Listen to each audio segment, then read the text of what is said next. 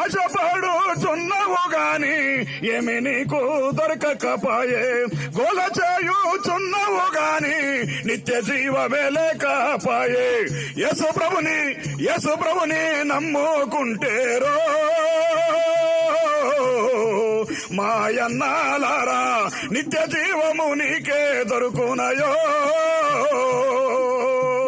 ఏమి రాదురా ఈ మనుషుల ఎంబడి యేసు తప్ప ఎవరు రారురా.